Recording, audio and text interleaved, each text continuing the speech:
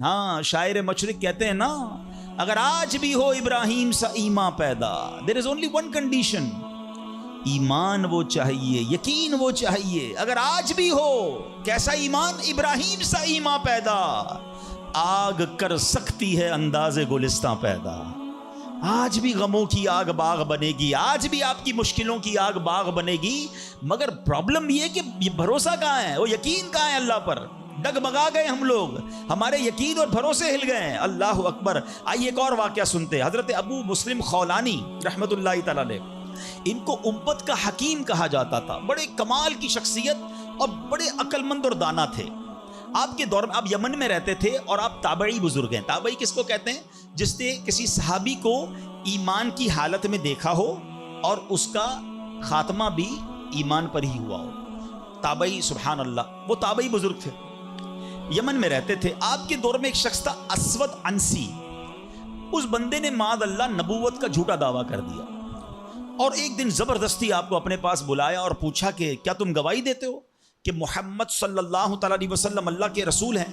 کہا ہاں بالکل، میرے آقا علیہ الصلوۃ والسلام اللہ کے نبی ہیں، سچے نبی ہیں، وہ میرے آقا ہیں، میں ان پر ایمان رکھتا ہوں. تو پھر وہ کہتا ہے اچھا یہ گواہی دیتے ہو کہ میں بھی اللہ کا رسول ہوں؟ حضرت ابو مسلم خولانی کہتے ہیں کہ میں نے نہیں سنا تم کیا کہتے ہو، یعنی سنا ہی نہیں، اس کی بات سنی انسنی کر دی.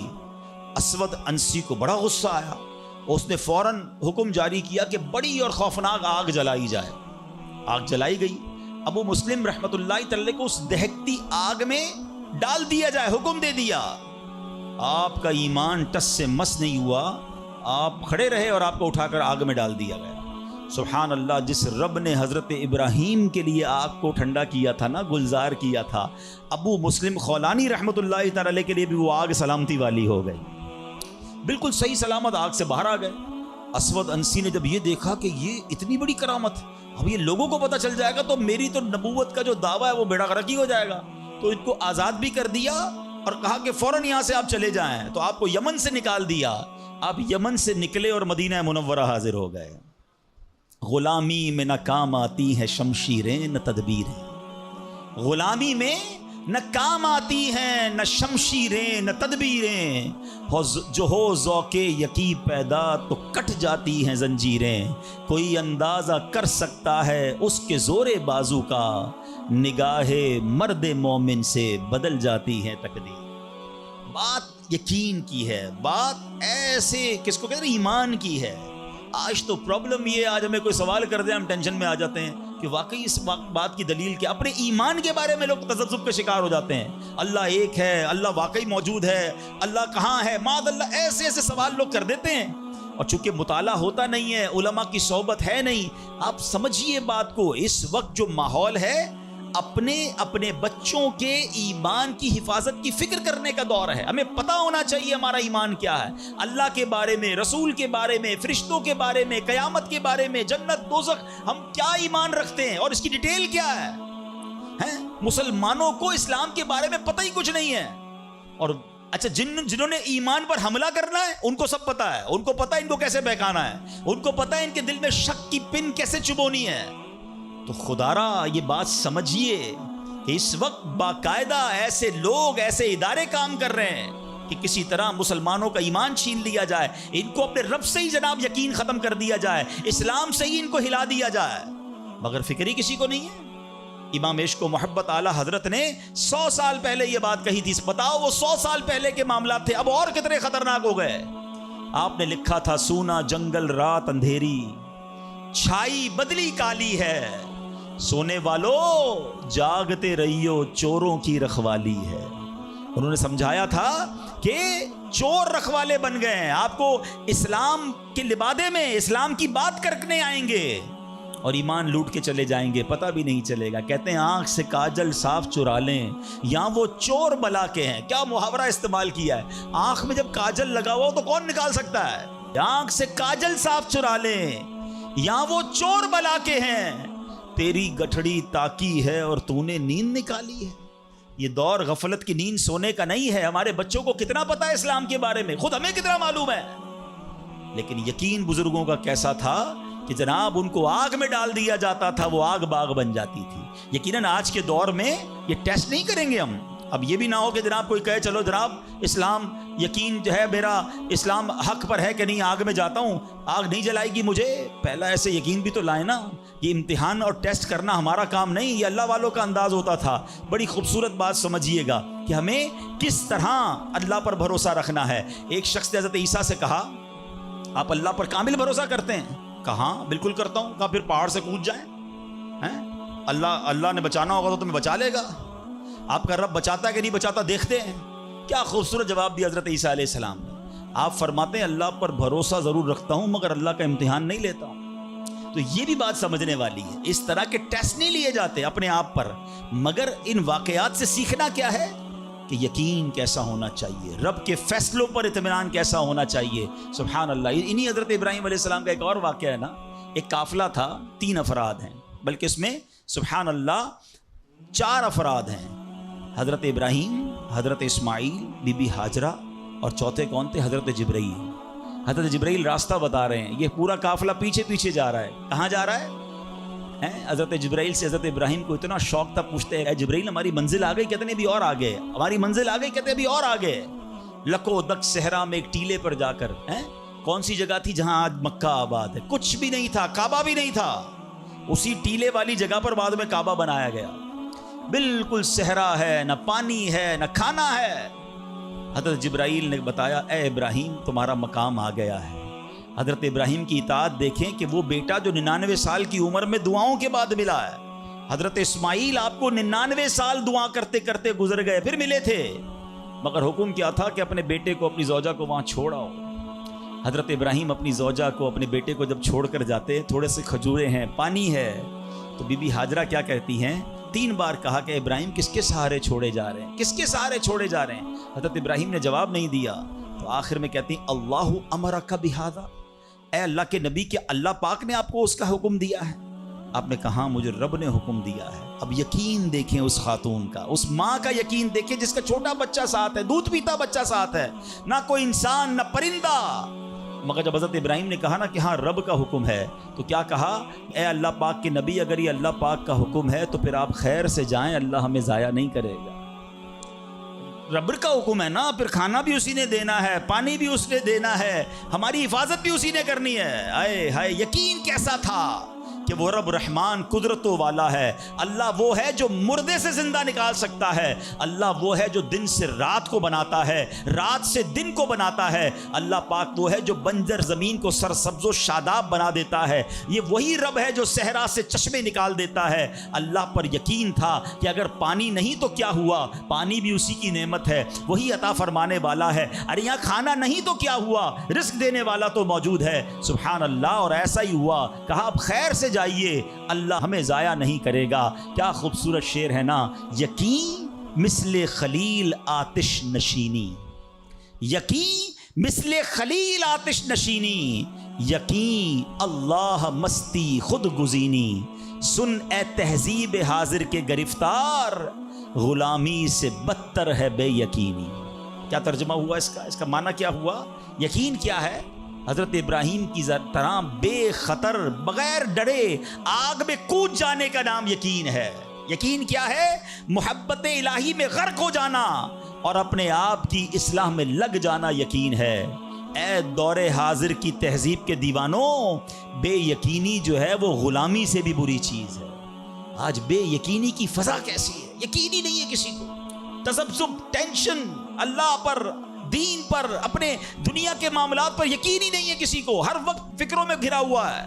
اے میرے پیارے اسلامی بھائیوں، آج غربت عام ہے، مشکلات ہیں، ہر دوسرا آدمی مشکلات میں پھنسا ہوا ہے، لڑائی جھگڑے ہیں، نا اتفاقی ہے.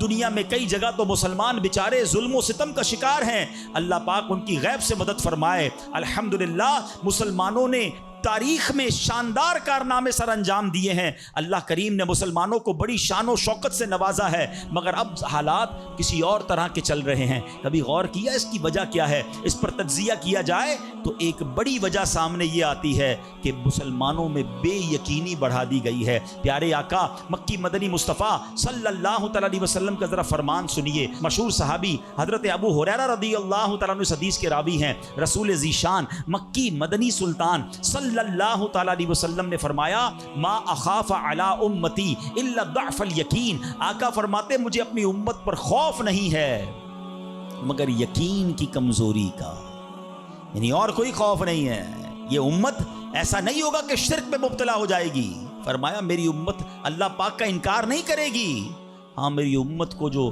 بڑا مسئلہ درپیش ہوگا ان کا یقین کمزور ہو جائے گا، ان کا بھروسہ کمزور ہو جائے گا۔ ایک اور حدیث پاک سنیے، آقا فرماتے ہیں نجا اول هذه الامه بالیقین والزہد، اس امت کے پہلے لوگ یقین اور دنیا سے بے رغبتی کے ذریعے نجات پا گئے، وَيَهْلِكُ آخِرُ هذه الامه بالبخل والعمل، اور اس امت کے جو آخری لوگ ہوں گے کنجوسی اور لمبی امیدوں کے سبب ہلاک ہو گئے۔ پہلے والے یقین کی وجہ سے کامیاب ہو گئے، کیسا یقین تھا؟ 313 تھے نا، مگر بھروسہ رب پر کیسا تھا کہ فرشتوں کی فوج مدد کے لیے آ جاتی ہے۔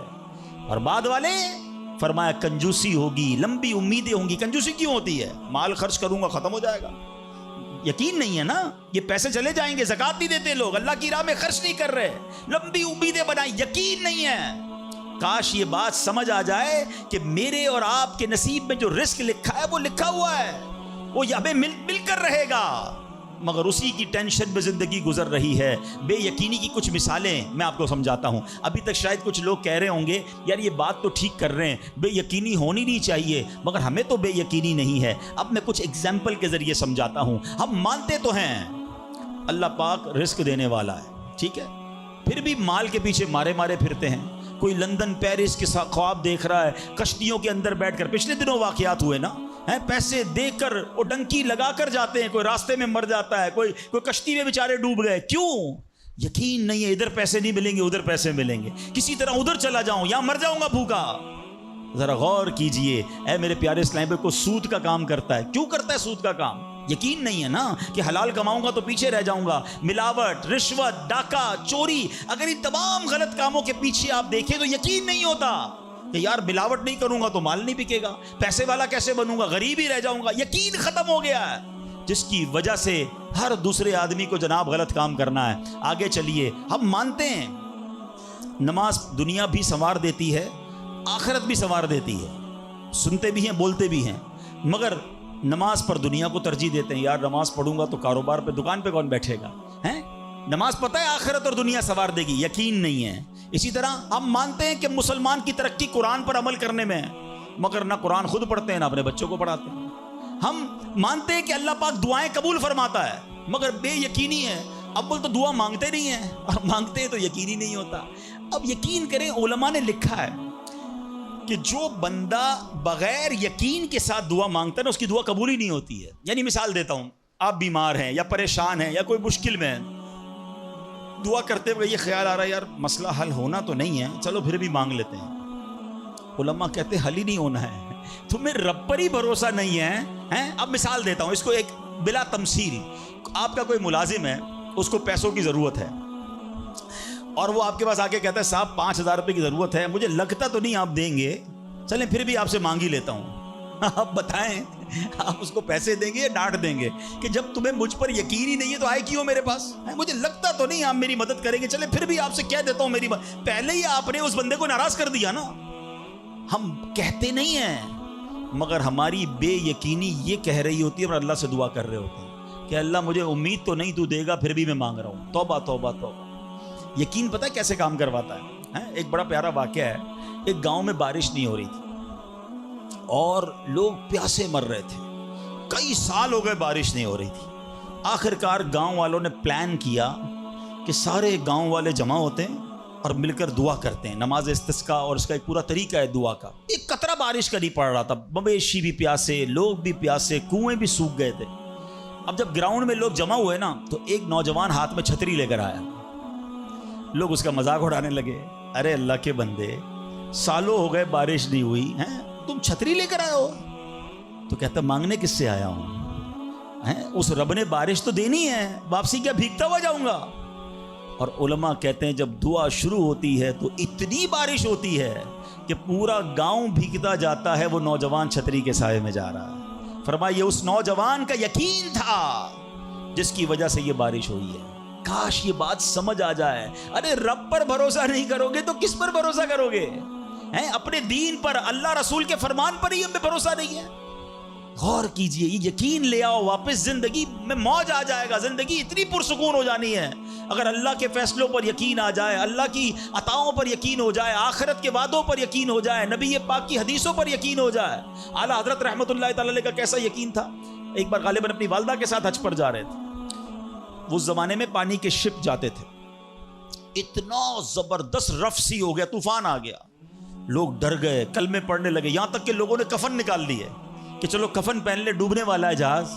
اعلیٰ حضرت امام اہل سنت مفتی ہیں, ٹھیک ہے نا, اتنے بڑے مفتی ہوتے ہوئے آپ نے بھی والدہ کو کہا میں اللہ کی قسم کھا کر کہتا ہوں جہاز نہیں ڈوبے گا. تھوڑی دیر ہوئی تو ایسا ہی ہوا, جہاز کو کام ڈاؤن ہو گیا, سب خیر سے پہنچ گیا. تو ماں نے کہا بیٹا اتنی بڑی قسم کیسے کھا لی تم نے؟ کہ میں نے نبی پاک علیہ الصلوۃ والسلام کا فرمان سنا ہے, جو کشتی میں بیٹھ کر یہ دعا پڑھ لے, بسم اللہ مجریہا و مرساہا ان ربی لغفور الرحیم, وہ کشتی نہیں ڈوبے گی. میں اللہ کی قسم کھا کے کہتا ہوں کہ میرے نبی نے فرمایا نا, وہ یقین تھا. ہم کتنی بار دعا پڑھتے ہیں, مگر دعا پڑھ کے بھی کہتے ہیں پتہ نہیں قبول ہوگی نہیں ہوگی, پڑھ لیتے ہیں. یہ والی چیز نکال دیں. وظیفے ہمارے کیوں نہیں لگتے؟ لوگ کہتے ہیں وظیفہ پڑھ رہا ہوں مسئلہ نہیں ہو رہا, تعویذ لیا پھر بھی مسئلہ. تعویذ پہنتے وقت بھی خیال ہی ہوتا ہے چلو یار پہن لیتے ہیں, پتہ نہیں ہونا ہے نہیں ہو تو کچھ نہیں ہونا. وظیفہ پڑھ لیں اور کہہ رہے پتہ نہیں ہوتا. پہلے یقین لائیں.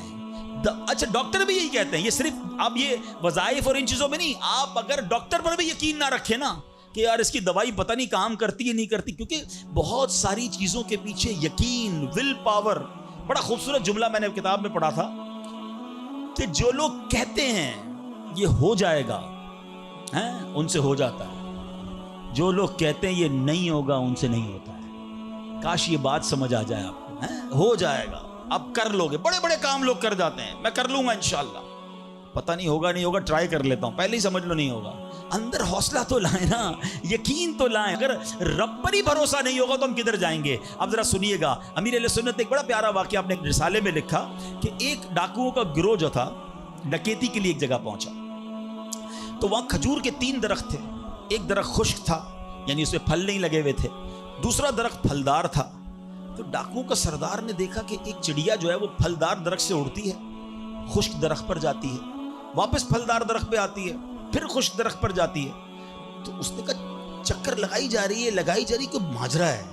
تو اس نے غور سے دیکھا تو کیا دیکھا کہ وہ چڑیا جو ہے وہ پھلدار درخت سے جو ہے وہ کھجور لیتی ہے, اور جب خشک درخت پر جاتی ہے تو وہاں ایک اندھا سانپ منہ کھولے بیٹھا ہے. وہ چڑیا جا کر اس کے منہ میں کھجور ڈال کے آتی ہے, پھر دوبارہ جاتی ہے کھجور لا کر پھر اس سانپ کے منہ میں ڈالتی ہے. وہ جب ڈاکوؤں نے دیکھا تو وہ تو حیران ہو گیا, رونے لگ گیا کہ اے اللہ پاک, یہ وہ جانور ہے سانپ جس کو مارنے کا حکم تیرے پیارے حبیب علیہ الصلوۃ والسلام نے دیا ہے, کیونکہ یہ مسلمانوں کو تکلیف پہنچاتا ہے. مگر تو نے جب اس کی آنکھیں لی تو اس کی رزق کا انتظام کر دیا, اور ایک چڑیا کی ڈیوٹی لگا دی کہ وہ جا کر اس کو کھانا پہنچائے. تو میں تو اشرف المخلوقات ہوں, میں تیرے بندوں کو لوٹ رہا ہوں. اے اللہ تو میری توبہ قبول فرما, میں آئندہ ایسا نہیں کروں گا. یہ رونے لگا. اب یہ سوچ رہا ہے سبحان اللہ. تو اللہ اکبر, غیب سے آواز آئی کہ اے فلاں میری توبہ کا دروازہ کھلا ہوا ہے. ڈاکو کہتا ہے یا اللہ میں نے توبہ کی. پھر غیب سے آواز آئی ہم نے تیری توبہ قبول کر لی. اچھا جب اس نے توبہ کی تو اس کے سارے ساتھی سن رہے تھے کہ سردار آپ نے توبہ کی, ہم نے بھی توبہ کی. کہا سوچو تو صحیح, ہم ڈکیتی کر رہے ہیں, ہم چوری کر رہے ہیں, رب جب اس اندھے سانپ کو روزی دے گا تو ہمیں کیوں نہیں دے گا؟ ہم اللہ کی قدرت پر یقین کیوں نہ رکھیں؟ سب نے توبہ کر لی. اب جب توبہ کر لی تو انہوں نے کہا کہ اب ایسا کرتے ہیں کہ حج کو چلتے ہیں. سارا قافلہ بنا کر ڈاکوؤں کا قافلہ توبہ کر کے چلا حج کرنے. جب مکہ پاک کے قریب پہنچے نا تو وہاں ایک نابینا بڑھیا تھی. وہ ہر قافلے والے سے اس ڈاکوؤں کے سردار کا نام لے کے پوچھتی تھی. وہ بندہ آیا تو ڈاکوؤں کا جب قافلہ ہے تو کہا میں ہی تو وہ ہوں. تو کہا یہ میرے کپڑے تمہارے لیے ہیں. بولا آپ مجھے کپڑے کیوں دے رہی ہیں؟ کہا میرا ایک بیٹا تھا, اور وہ بیٹا جو ہے اس کے کچھ دن پہلے, بڑا نیک بیٹا تھا میرا, کچھ دن پہلے اس بیٹے کا انتقال ہوا ہے. یہ اسی کے کپڑے ہیں. 3 دن سے مسلسل نبی پاک علیہ الصلوۃ والسلام میرے خواب میں تشریف لا رہے ہیں اور فرما رہے ہیں کہ اس نام کا بندہ آئے گا, اس کو یہ کپڑے دے دینا. ہائے ہائے, ذرا سوچو تو صحیح, جب رب توبہ قبول کرتا ہے تو مرتبے کیسے بڑھا دیتا کاش یہ بات سمجھ آ جائے. اللہ سے بندہ جب دوستی کر لیتا ہے نا, اللہ پچھلے گناہ معاف فرما دیتا ہے, بلکہ اللہ راضی ہو جائے تو گناہوں کو نیکیوں میں بدل دیتا ہے. مگر کیسے اس ڈاکو کو توبہ نصیب ہوئی؟ یقین.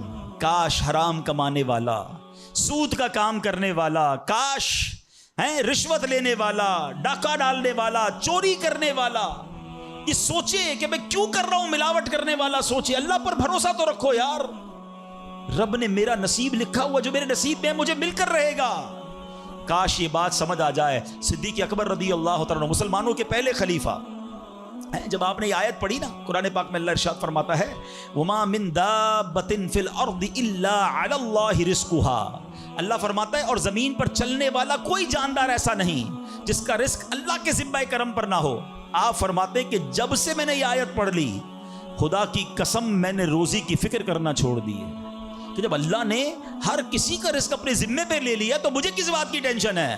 کاش ہمیں یہ بات سمجھ آ جائے کہ ہمیں اب ذرا غور کریں. ابھی یہ اجتماع ختم ہوگا, اگر میں آپ سب کو کہوں کہ بتائیں آپ کے لیے کیا دعا کروانی ہے, تو تقریباً 70-80% لوگوں نے پتہ ہے کیا کہنا ہے, حضور روزی میں برکت کی دعا کر دیں, کاروبار میں برکت کی دعا کر دیں, نوکری نہیں لگ رہی اس کی دعا کر دیں. میں نہیں کہتا یہ دعا نہیں کرنی چاہیے, اللہ سے نہیں مانگیں گے تو کس سے مانگیں گے, لیکن کوئی تو کہے کہ میری ایمان پر موت کے لیے دعا کر دیں, میری قبر جنت کا باغ بن جائے اس کے لیے دعا کر دیں, میں آخرت میں جاؤں تو اللہ مجھ سے راضی ہو جائے اس کے لیے دعا کر دیں. فرق دیکھیں, میری اور آپ کی ٹینشن کیا ہے؟ دنیا, روزی, مال. حالانکہ اس کا وعدہ ہے, دانے دانے پر لکھا ہے کھانے والے کا نام, مجھے مل کر رہے گا. مگر اللہ نے مغفرت کا وعدہ نہیں کیا ہے. اس کی دعا کہاں ہے؟ اس کی ٹینشن کیوں نہیں ہے؟ ایسے کئی لوگ مجھے بھی ملے, آپ کو بھی ملے ہوں گے, یار رات کو نیند نہیں آ رہی, کیوں؟ بس یار کاروبار کی ٹینشن بہت ہے. کبھی زندگی میں ایک رات میری اور آپ کی ایسی گزری اس ٹینشن میں نیند نہ آئی ہو کہ قبر میں جاؤں گا تو قبر جنت کا باغ بنے گی یا دوزخ کا گھڑا بنے گی, کلمے والی موت ملے گی کہ نہیں, جنت میں جاؤں گا یا دوزخ میں جاؤں گا. میزان عمل پر جب اعمال تولے جائیں گے, گناہ کا پلڑا بھاری ہوگا یا نیکیوں کا پلڑا بھاری ہوگا. یار آج جون جولائی کی گرمی, ہیٹ اسٹروک کی باتیں ہو رہی ہیں, 50 ڈگری میں حال برا ہو گیا. سورج 1 میل پر جب ہوگا اور لوگوں کی پیاس زبان سے باہر زبانیں آئیں گی, مجھے جام کوثر نہ ملا تو میرا کیا بنے گا؟ کبھی اس کی ٹینشن, اس کا وعدہ نہیں ہے. یہ اللہ سے دعا کرنی ہے, اس کے لیے کوشش کرنی ہے. ساری زندگی ایک ہی ٹینشن, چھوٹا گھر ہے تو بڑا کرنا ہے, کاروبار کو وسیع کرنا ہے, اور آمدنی. اور میں نہیں کہتا دعا نہ کریں, کوشش نہ کریں, خدا نہ خواستہ اس کا کوئی یہ مطلب نہ لے کہ چلو بھائی اب تو اللہ نے اپنے ذمہ کرم پر لے لیا تو اب کوئی کام کاج نہیں کرنا. نہیں, دنیا عالم اسباب ہے, اسباب کا کشکول لے کر بارگاہ الہی میں جانا ہے اور توکل والے انداز میں دعا کرنی ہے, تو اپنی رحمت کے سمندر سے ہمارے اسباب کے کشکول میں وہ ہماری روزی عطا فرمائے گا. اسباب اختیار ضرور کرنے, مگر اسی فکر میں زندگی تو برباد نہ کر دینا کہ سارا صبح سے لے کر شام تک ایک ہی ٹینشن.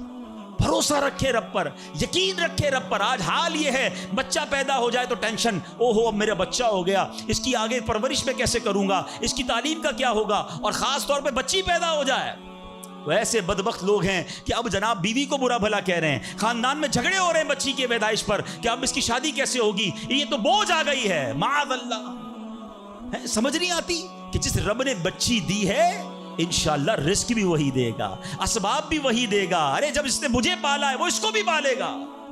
کیا خوبصورت بات علماء نے لکھی, جو رب ہاتھی کو من اور چونٹی کو کن دے سکتا ہے وہ مجھے بھی میرا رزق عطا فرمائے گا. آپ ذرا سوچے تو صحیح, کس کس کو رزق دیتا ہے.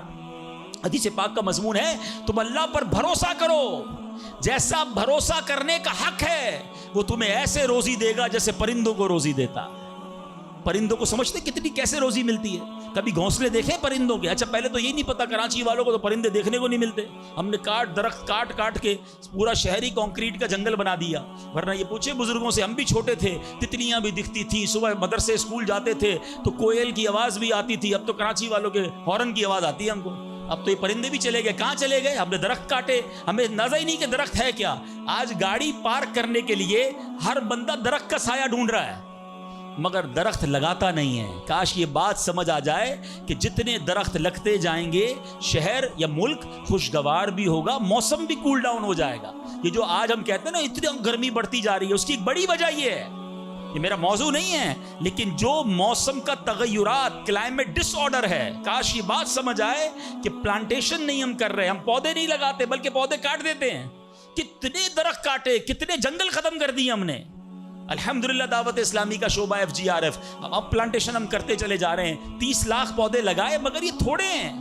کاش میری یہ بات لوگ سن رہے ہوں کہ اگر آپ نے اپنے آنے والی نسلوں کو خوشگوار موسم دینا ہے، اچھے حالات دینے ہیں، ٹھنڈی چھاؤں دینی ہے، آکسیجن کی فیکٹریاں دینی ہیں، تو ہم سب کو کم از کم ایک پودا لگانا چاہیے. 24 کروڑ پاکستانی سب صرف ایک پودا لگائیں اور اس پودے کو درخت بنائیں. صرف پودے کو بچے کی طرح پالیں. آپ یقین کریں ہمارا ملک ایک پورا ملکی باغ بن جائے گا. تو اب ذرا سوچیں کہ ہمیں یہ بات سمجھنی ہے کہ یہ گھونسلے، یہ جو حدیث میں سنا رہا تھا، بات کہاں سے چلی کہ اللہ پرندوں کو کیسے رزق دیتا ہے. آپ کو پتہ پرندے کتنے؟ ایک تحقیق کے مطابق اس دنیا میں جتنے انسان ہوتے ہیں نا، ملٹی پلائی بائی 10 جانور ہوتے ہیں. اگر 800 کروڑ انسان ہیں، 8 ارب کے قریب آبادی ہو گئی دنیا کی، ہیں 800 کروڑ، 8 ارب، تو آپ سمجھو کہ 80 ارب جانور ہیں دنیا میں. اور کہا جاتا ہے ملٹی پلائی بائی 10 کریں اس کو تو کتنے پرندے ہوتے ہیں. یعنی اس کا مطلب 800 ارب کم و بیش پرندے ہیں دنیا میں.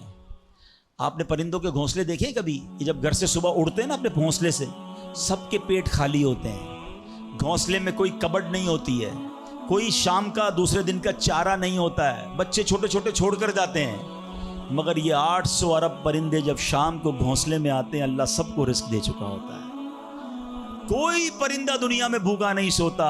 کیا خوبصورت بات. سمجھو اس کا مزہ لو نا. رب ہاتھی کو من دیتا ہے. اس کو ہاتھی کو کتنا کھانا چاہیے؟ دنیا میں کتنے ہاتھی ہوں گے؟ اس کو روز کے منو کھانا مل جاتا ہے. اور چونٹی کو کن چاہیے ہوتا ہے چھوٹا سا، وہ رب اس کو کن بھی دے دیتا ہے. پرندوں کو روزی دے دیتا ہے. اور جو اشرف المخلوقات ہیں وہ ٹینشن کھا رہے ہیں. وہ کبھی بلڈ پریشر کی گولی، تو کبھی شوگر کی گولی، کبھی ڈاکٹر کے پاس. ٹینشن بہت ہے ڈاکٹر صاحب، 2 سال بعد کیا ہوگا، مارکیٹ ڈاؤن. ارے بھائی تب سب چیزوں کا وعدہ ہے اور تم اس ٹینشن میں رہ گئے. ارے یہ کوشش کرنی تھی تو آخرت کی کرنی تھی، اللہ کو راضی کرنے کی کرنی تھی. لیکن ان تمام باتوں کے باوجود، جیسے میں نے کہا نا کہ چھوڑنا نہیں ہے کام کاج. کچھ بے وقوف لوگ یہ سمجھ رہے ہوتے ہیں ایسا نہیں ہوگا. بڑی خوبصورت ایک بات اور کر دوں کہ اللہ پر بھروسہ کیسا کرنا ہے. ایک صوفی بزرگ شیخ سعدی لکھتے ہیں کہ ایک شخص تھا، گھر سے محنت مزدوری کے لیے، کام کاج کے لیے نکلا. اس نے دیکھا کہ ایک لومڑی ہے، اندھی ہے، اپاہج ہے، نہ دیکھ سکتی ہے نہ چل سکتی ہے. وہ حیران ہو گیا، ہاتھ پیر بھی نہیں، آنکھیں بھی نہیں، یہ لومڑی کھاتی کہاں سے ہے؟ چیک کرتا ہوں. تھوڑی دیر بیٹھا تو ایک شیر آیا. شیر نے کہیں سے شکار کیا تھا، وہ اپنا شکار لومڑی کے آگے ڈال دیا. اندھی لومڑی، اس نے جو کھانا تھا کھایا، باقی شیر لے کے چلا گیا. اس نے کہا کمال ہے جناب، اپاہج لومڑی کو رب رزق دیتا ہے تو مجھے کیا ضرورت ہے نوکری کرنے کی، مجھے کیا ضرورت ہے کام کاج کرنے کی. جا کے بیٹھ گیا مسجد میں. 3 دن ذکر کرتا رہا، عبادت کرتا رہا، ایک دانہ کھانے کو نہیں ملا. اللہ اللہ اللہ اللہ کر رہا ہے. اس کے بعد جب بھوک سے بےحال ہو گیا تو اللہ سے فریاد کی، یا اللہ مجھے کوئی رزق نہیں ملا. کیا شاندار ارشاد ہوتا ہے. ابھی کیسا زبردست جملہ ہے. ارشاد ہوا تو نے لومڑی دیکھی ہے، شیر نہیں دیکھا. لومڑی کیوں بننا ہے؟ شیر بننا، اپنا رزق بھی کما اور دوسرے کو کھلانے والا بن جا. کچھ لوگ سمجھتے مجھے کوئی اور کھلا ہے، میرا بھائی کما رہا ہے، میں گھر میں بیٹھا مزے کرتا رہوں. نہیں، فرمایا ایک بلکہ واقعہ آتا ہے، ایک بزرگ کے بارے میں آتا ہے. ایک شخص گیا، کہا میں نمازیں پڑھ رہا ہوں، عبادت کرتا ہوں، میرا بھائی مجھے سپورٹ کرتا ہے، وہ روزی کماتا ہے. فرمایا تیرا بھائی تجھ سے زیادہ افضل ہے. اللہ کو یہ پسند ہے کہ بندہ اپنے ہاتھ سے کمائے، کسی پہ ڈیپینڈیبل نہ رہے، کسی پر بوجھ نہ رہے. یہ شریعت کو محمود ہے. کوشش کرنی ہے، پھر اس کے بعد اللہ پر چھوڑ دینا ہے. کوشش سے انکار نہیں ہے، مگر صرف کوشش کرتے کرتے نمازیں بھی جا رہی ہیں، بھروسہ بھی رب پہ جا رہا ہے، یقین بھی ختم ہو رہا ہے، صبح سے شام مال کما رہا ہے، یہ پسندیدہ نہیں ہے. تو ان دونوں چیزوں میں فرق کرنا ہے اور اللہ پر یقین رکھنا ہے. پھر دیکھیں انشاءاللہ کیسے دنیا اور آخرت کی برکتیں ملتی ہیں. تو بہرحال میرے پیارے اسلامی بھائیوں، کاش یقین مل جائے تو پھر دیکھیں یقین کیسے کام بناتا ہے. امام حسن بصری نے ایک حدیث پاک بیان کی. آپ فرماتے ہیں، حدیث سنیے گا. پیارے آقا علیہ الصلوۃ والسلام فرماتے ہیں، لوگوں کو اس دنیا میں سب سے بہترین چیز یقین اور عافیت عطا کی گئی ہے.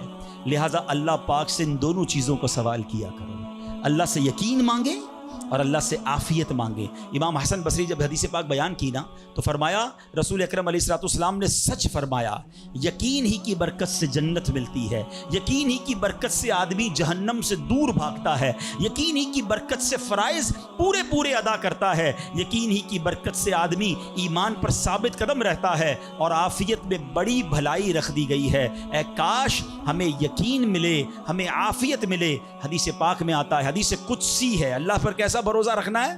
انا عند ظن عبدی بی, میں اپنے بندے کے گمان کے نزدیک ہوتا ہوں جو مجھ سے رکھے. مفتی احمد یار خان نعیمی اس حدیث پاک کے تحت فرماتے ہیں یہاں عبد سے مراد بندہ مومن ہے, یعنی بندہ میرے بارے میں جیسا یقین رکھے گا میں ویسا ہی اس کے ساتھ معاملہ کروں گا.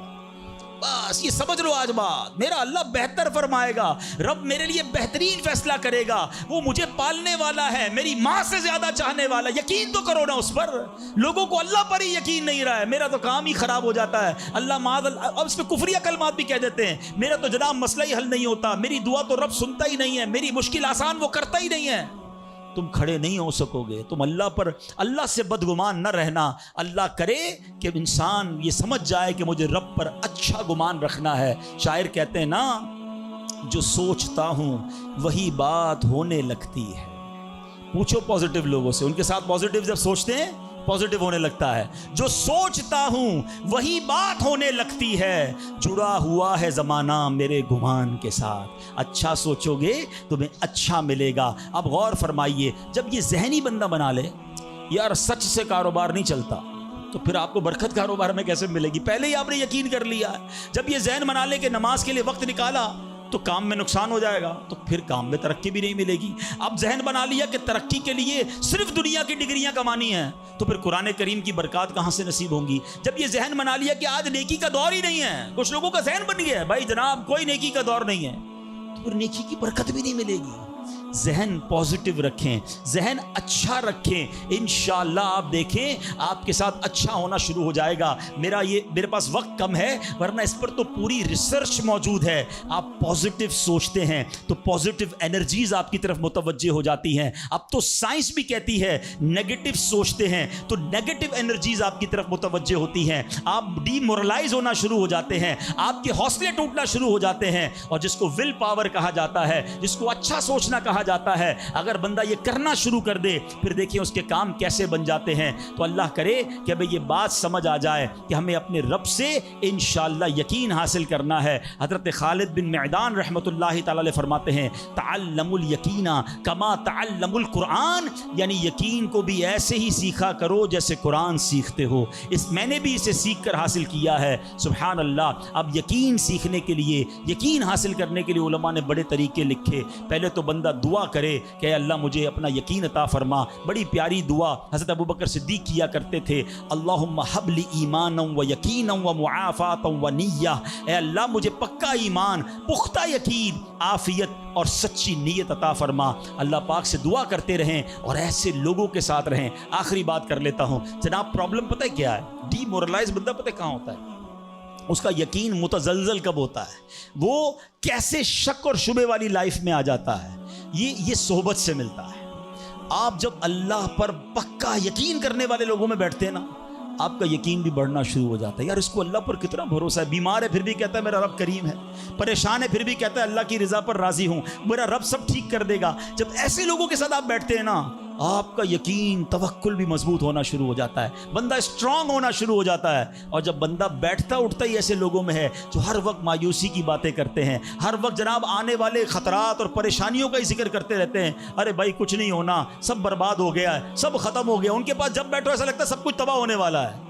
ایسے لوگوں کے ساتھ نہ بیٹھیں, حوصلے والے لوگوں کے ساتھ بیٹھیں, توکل والے لوگوں کے ساتھ بیٹھیں, اللہ سے محبت کرنے والوں کے ساتھ بیٹھیں. پھر دیکھیں انشاءاللہ آپ کے کام کیسے سیدھے ہو جائیں گے. ایک آخری بات چلے کر لیتا ہوں, اللہ پر بھروسہ, اللہ کے فیصلوں پر یقین کیسے حاصل ہو. مجھے یہ کیسے پتا چلے کہ یار یہ چیز میرے لیے بہتر ہے. میں نے کئی بار اپنے بیانات میں یہ اگزامپل دی ہے, میں دوبارہ دے دیتا ہوں, شاید کسی کے دل پر اثر کر جائے. میں مثال دیتا ہوں. ہمیں بعض اوقات بندہ پتہ ہے اللہ سے یقین کہاں ٹوٹتا ہے؟ جب بندہ دعائیں مانگتا ہے, التجائیں کرتا ہے, بڑی رو کر التجا کرتا ہے, مصیبت میں ہوتا ہے, اس کو کوئی چیز چاہیے ہوتی ہے اور اس کو نہیں ملتی ہے, بندہ کہتا ہے رب تو میری سنتا ہی نہیں ہے، اتنی دعائیں کی، مسجد میں جا کے کی، مکے مدینے میں جا کے کی، فلاں بزرگ سے بھی دعا کرائی، نہیں ہو رہا میرا کام۔ جب بندے کا کام نہیں ہوتا نا تو اس کو لگتا ہے کہ یار میں اللہ پر کیسے بھروسہ کروں، یہاں جا کر شیطان حملہ کرتا ہے۔ اب آئیے اس وسوسے کو کیسے ختم کریں۔